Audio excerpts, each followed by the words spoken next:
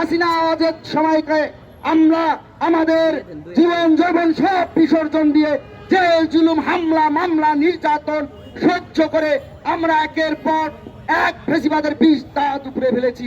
আমরা 5 আগস্ট পরবর্তী সময়ে যে বাংলাদেশ স্বপ্ন দেখেছিলাম সে বাংলাদেশ বিনির্মাণ করতে হলে আমাদের এখানে ঢাকা বিশ্ববিদ্যালয় বাংলাদেশের সর্বোচ্চ বিদ্যাপীঠ, ঢাকা বিশ্ববিদ্যালয়ের সকল ছাত্র দলের সকল ভাই এবং বোনদের আমি আকুলভাবে নিবেদন করব, আবেদন করব, দেশ নায়ক জনাব তারেক রহমানের 31 দফা কর্মসূচি বাস্তবায়ন করার জন্য দেশ নায়ক জনাব তারেক রহমান যেহেতু তিনি বাংলাদেশ জাতীয়তাবাদী ছাত্র দলের সাংগঠনিক অভিভাবক, তার যে কল্প পরিকল্পনা, তার যে কর্ম পরিকল্পনা, তার যে দিক নির্দেশনা আমরা তা অক্ষরে অক্ষরে পালন করে বাংলাদেশকে একটি বিশ্বের বুকে ন্যায়ের সাম্যের এবং মানবিক মর্যাদা সম্পূর্ণ বাংলাদেশ হিসেবে গড়ে রাখার প্রত্যয় করে আমি আমার সংক্ষিপ্ত বক্তব্য শেষ করছি।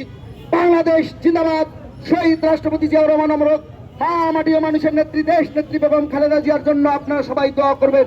আমাদের হৃদয়ের স্পন্দন দেশ নায়ক জনাব তারেক রহমানের বাংলাদেশের আগমন যাতে নির্বিঘ্ন হয়, সুন্দর হয়, আমরা যাতে উৎসব উদ্দীপনা নিয়ে তাকে গ্রহণ করতে পারি, তাকে স্বাগত জানাতে পারি, এই প্রত্যাশা রেখে সবাইকে আবারও ধন্যবাদ জানিয়ে আমি আমার সংক্ষিপ্ত বক্তব্য শেষ করছি।